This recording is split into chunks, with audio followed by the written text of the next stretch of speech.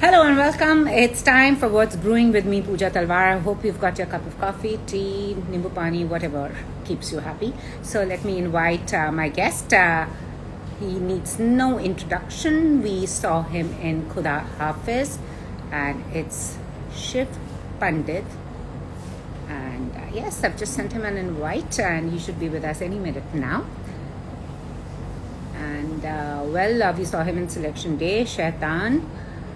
He also is an avid sports buff. Now the IPL is on, so we can ask him a bit about that, as to who is he supporting. And Shiv should be here with us any minute. So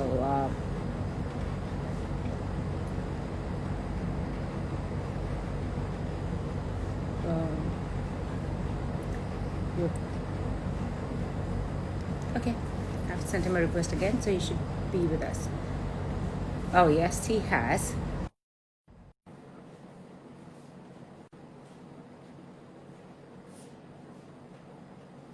And when I met him last, his hair was a different color. Hello, what's up? I got that last comment. My hair was a different color. A different color, yeah. It's now a different color. Yeah, it's just been going.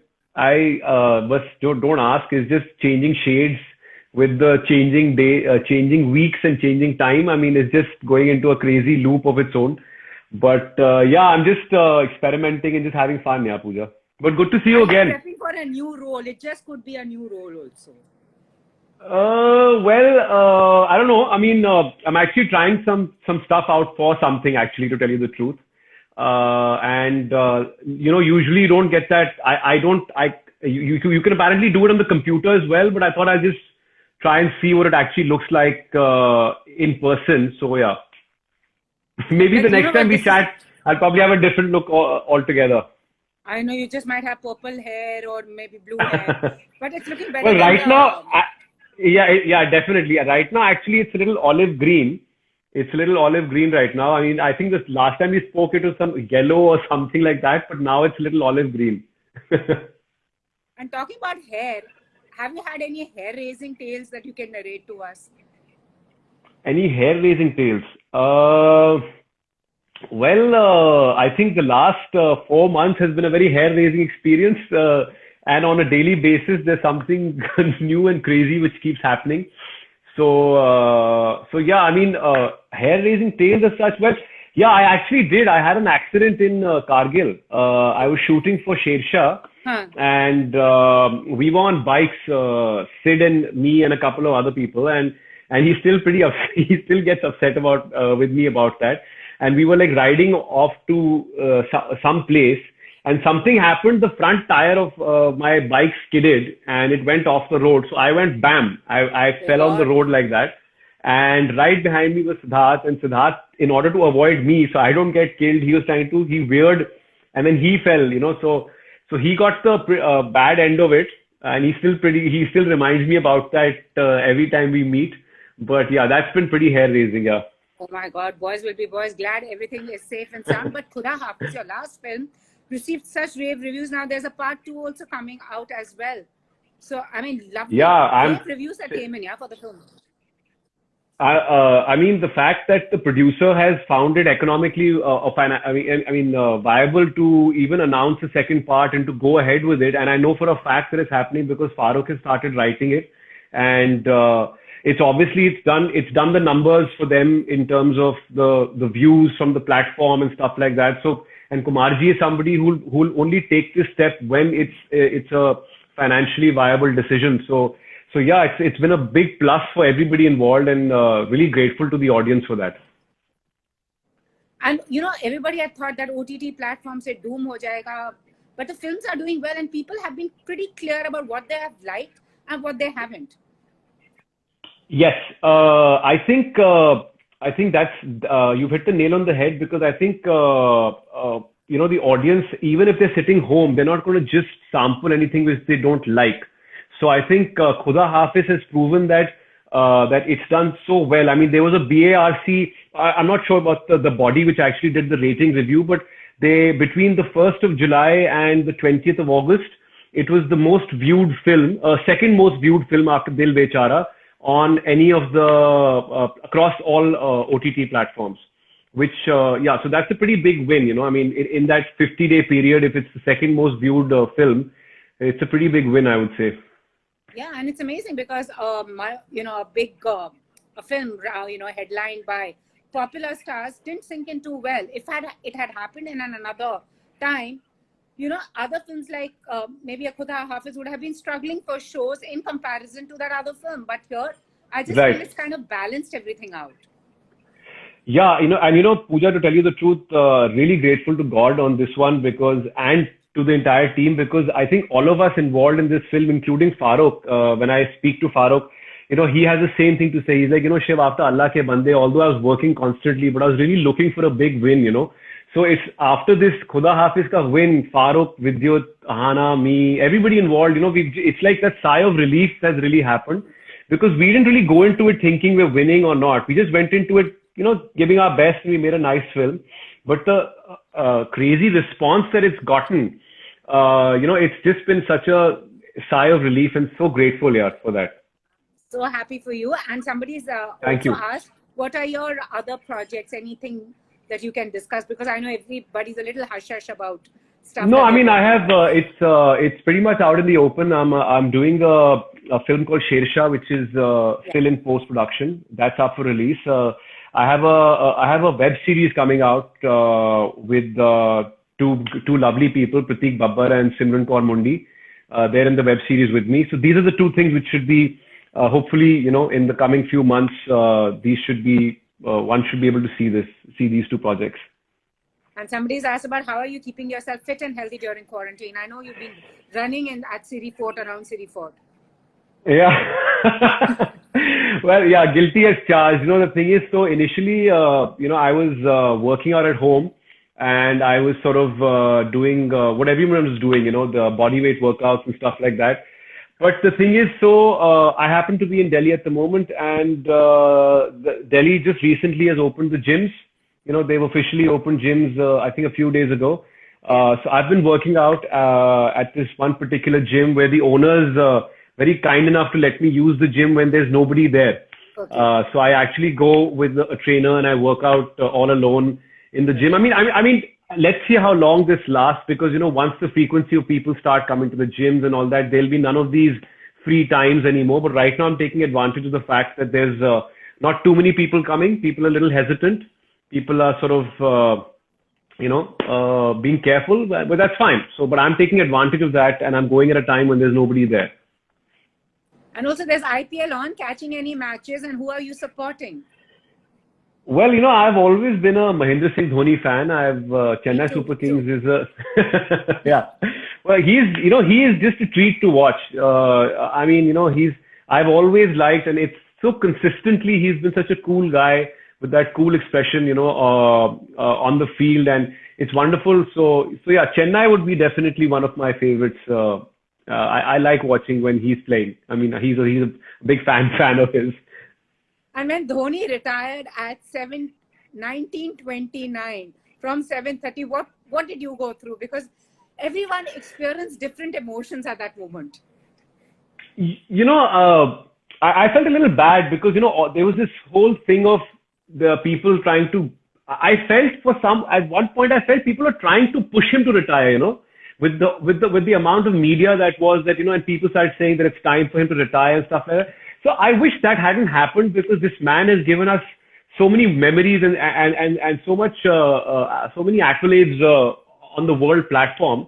So I almost felt as if people are sort of pushing him to retire at one point, but I guess he took an informed decision himself. And of course, like any of the greats, you always miss them. But I hope he remains attached to cricket in some way or the other, like all the legends and all the greats have remained attached, because he's somebody who's really done us proud, and it's wonderful to see him even the way he speaks when he's speaking to reporters and stuff like that. There's a certain coolness to the way he does it, which is wonderful. You're so right, and Dhoni and me share the same birthday. He is super calm. Really? I'm super hyper. So I asked him, how come you're so calm? He says, I don't focus on what I can't control. It's only the controllables. He says, otherwise I would mess things up. But he says, I do get hyper. But his calmness is like kind of impacts the entire team, and a lot of people feel that he preempts the bowler's move, a batsman's move. So what was your take when you used to observe him on the field? Well, I've never really met him, to tell you the truth. I've actually never really met him. But the thing is, what you're talking about, I mean, what he mentioned to you in terms of his the cool, what he can't control, but that's not something which comes to people very easy. People saying that, oh, we don't focus on what we can't control is not something which comes to people easy. So if he's been able to master that, I mean, really, like, kudos to him, because I still haven't. Sometimes we all end up with the rush of emotions sort of going crazy, and so it's a pretty difficult thing what he's saying, but he's making it sound really easy. I've asked a lot of cricketers and actors also, one thing you could steal from Dhoni, they all said his mind. Yeah, absolutely. And also the thing is, on his face, his face is such a poker face, you don't know what he's thinking. You actually don't know what he's thinking, because he's got such a clean, calm kind of a disposition. So you don't really know what he's thinking, which is something I think which is a tremendous asset to have in the world of sport. It's definitely a wonderful asset to have. And sport, I think it's good. Everyone should play a sport because it teaches you about winning, losing, kind of disciplines you. Don't you think so? Well, yes, I've grown up playing sports. I was I was in a boarding school where there was a lot of emphasis on sports as well. And the two favorite sports which I was involved in were basketball and football. I used to be a goalkeeper for school, and I used to play basketball. So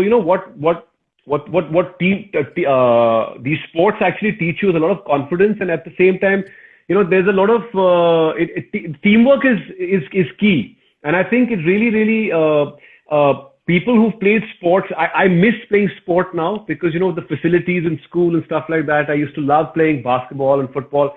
But growing up playing sports has been a wonderful experience. It really grounds you overall as a person.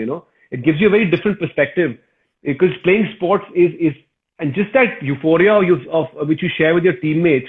You can only get that in a sporting event. You can't really go in the middle of an exam and say that, hey, we all got 90, yay. that's just the sport. That's just the sporting thing, True. And now somebody's asked two questions. What about Virat Kohli and what about Mumbai Indians?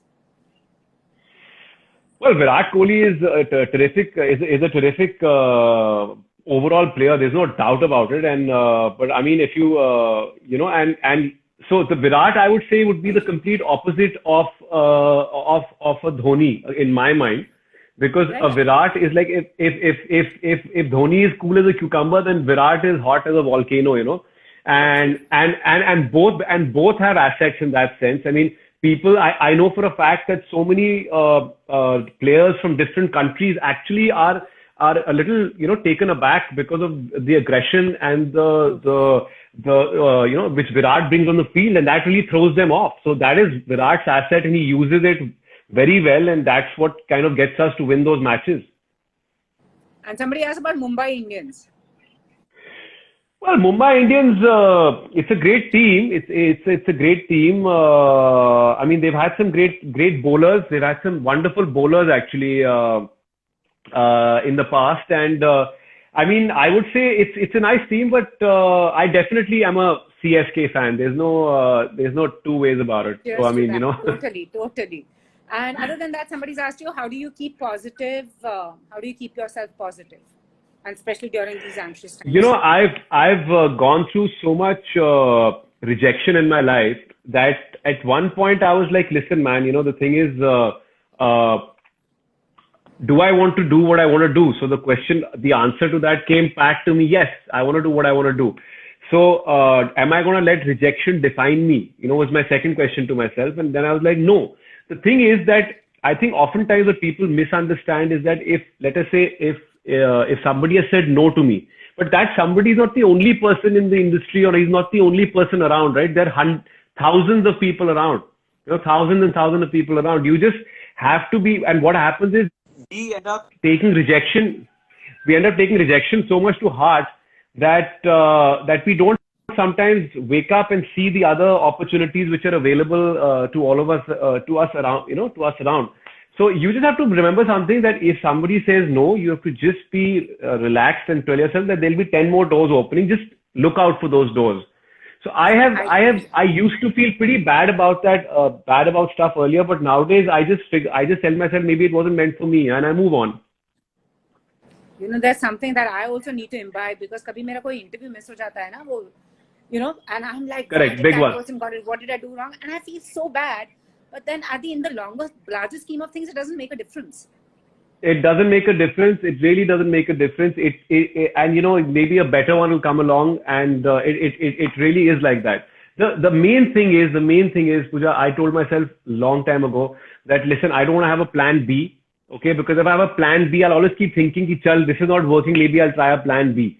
But I told myself, no more plan Bs. This is all I got to do. And yeah, so as many times as I get rejected, I'm sure after Khuda Hafiz, maybe I'll do some really shitty films which will not work, and people will be like, what is this terrible stuff you're doing and all that. So I'm prepared for that, but I know I have to keep going. So I just have to keep, taking everything with a pinch of salt and move. And because I've failed so many times, that I know that the success of Khuda Hafiz is also transient. Tomorrow I'll maybe fail 10 more times, and then, then maybe the 11th time will succeed again. So it's fine. Which is true. And also the industry that you are in. It's like we had discussed it last time. It's competitive like any other industry. Yeah? You win some, you lose some. But these days, the drama that's unfolding on television, what's your take? Yeah, I mean, it's just, what is that one word of advice you want to give TV channels? Well, I think, it's very interesting, actually. I don't want to take the name of the channel, but there was... Actually, I can't take the name of the channel because you're associated with them. So I saw a lovely report on NDTV. I think Mr. Vishnu Som was the host, I think, of the show. And they were doing a show about how, the journalists were crowding inside an airplane and completely disregarding all norms for social distancing and COVID and stuff like that. And they were actually, and this guy is actually from my school, Niku, Abhinandan Sekri. He's from the same school that I'm in. That I was in, and he does. He's part of News Laundry, I think. Yeah. And he said something very interesting, which is that unfortunately the broadcast journalism format, revenue format is wholly dependent on TRPs. While the written text, journalism in that sense is not affected, but broadcast journalism in the last couple of months has become so tabloid-ish, because they have to sort of garner TRPs to sort of, get advertising revenue. And it's just a vicious cycle like that. So while I understand every channel has their constraints, there are some channels which are still, maintaining a wholesome balance. But some channels have just gone crazy. But I guess they have their pressures or whatever they have in life. But, I'm nobody to tell anybody what to do. All I know is I have the remote. I have the remote in my hand. If I don't want to watch it, I can put it off. It's as simple as that. I have switched off. I don't follow any case. I don't want to. It's too much of negativity. Yeah. It's like what Chetan Bhagat said. How come the kids are not focused on the economy? They're rather focused on solving cases. No, you're absolutely right. And I believe in life, people always have the decision. It always comes down to the viewer. If whatever channel is dishing out whatever kind of news, it is totally up to me to whether I want to watch it or not. It's up to the channel to do what they want to do. So for me, I have the remote. I can turn it on or turn it off. It's as simple as that. It works. It's literally as simple as that. True. And somebody's asked, if you want to break into the film industry, what tips would you give this person? Well, I would tell somebody that this is something, it might sound easy the way I'm saying it, but it's taken me about probably 15 years to figure this out. I think there are three pillars which you need to really focus on.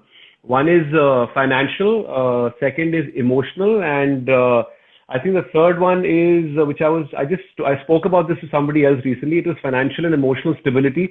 And the reason, what I mean by that is, you have to be practical about it at the end of the day. You can't, when you come to Mumbai, one of the best things which I did for myself was I never went to Mumbai to become an actor. I was actually there. I was a radio jockey with a big radio company, and I was there for about 2.5 years. So I got used to Mumbai, the city. I made some friends. I had a life, I had a schedule. So a lot of times people who come specifically to become actors, because there's no set schedule as such, they end up just aimlessly wasting their time and, getting rejected and waiting for things to happen. So I think it's very important to first of all figure out where are your finances coming from, because, you have to know that films and initially your career will not give you any money. So if you're set financially, if your parents can support you, great. If you can't, then you need to have a job on the side. You need to figure out something which is going to keep the money flowing and which is not going to put pressure on you to pay your bills. And second of all, I think emotional stability is very important. You need to have friends outside of the film industry. You need to have your family who you can speak to, because this is a tough job. You're going to get rejected more times than you're going to get appreciated. So you're going to probably get rejected 100 times. And maybe that one time when you get appreciated, you'll be like, wow, that rejection was worth it. But till you reach that one time, you need to be able to have that kind of grounding. उसे कहते हैं ना, घर में आपको आपके जो बचपन के दोस्त हैं उनके साथ you should be in touch with, जो आपके कॉलेज के फ्रेंड्स हैं, ताकि you treat the film industry as a place of work. आप उसको अपना घर मत बना लीजिए. That's a place of work. And the moment you keep treating it as a place of work, you'll be a whole lot more easier than everybody who says कि ये हमारा घर है, ये एक industry है, हम साथ हैं, which is all rubbish. It's okay to some extent, but you have to have grounding. I would say that's very important. बार-बार सवाल आ रहा है. Nepotism is dominating Bollywood. We discussed this last time. I just want to tell that nepotism exists everywhere. Nawazuddin की Serious Man देखना, उसमें nepotism झुग्गी-झोपड़ी में भी होता है. मुझे nepotism से कोई प्रॉब्लम नहीं है. कल मेरा भाई या कोई मेरा भाई या कोई मतलब what do I say, my brother or let us say somebody like some friend of mine wants some help, of course I'll help him. But then वो उसकी किस्मत में है ना कि उसको वो आगे काम मिलेगा कि नहीं मिलेगा. मैं थोड़ी उसको काम दिला सकता हूँ. मैं मीटिंग दिला सकता हूँ, मैं उसको किसी डायरेक्टर का नंबर दे सकता हूँ, मैं दोनों को मिलवा सकता हूँ, मैं डायरेक्टर को रिक्वेस्ट कर सकता हूँ प्लीज आप उसको काम दे दीजिए. लेकिन डायरेक्टर भी तो गधा थोड़ी है, वो उसकी अगर किस्मत में होगा उसको देगा. If he is talented then only he'll get the job. So I don't think there's any problem with it. Yeah, they should just be, you should not go and damage people's careers. That you should not do. That is something wrong. But helping your friends and helping your family and friends, उसमें क्या बुरी बात है? Absolutely, I so agree with you. Yeah, if I know you, I need help, I will contact you. I won't contact. Yeah, absolutely. And I would love, and I, as a thumb rule, I love to help people because मुझे पता है कि जो मेरे लिए यहाँ पे लिखा है, I'll get it, regardless of whether I help people or not. So you should just go out and help as many people as you can, is what I feel. I agree with you. Somebody's asked, web series or films, what do you like best? Films have their own charm. Like, I'll be very frank with you. I would have loved to still see, although Khuda Hafiz has got so much love on the OTT platform, I would have loved to see Khuda Hafiz on the big screen. There is something about that, the magnification of that screen, which is just amazing. But on a web series, basically the thing is that, your character can be explored more.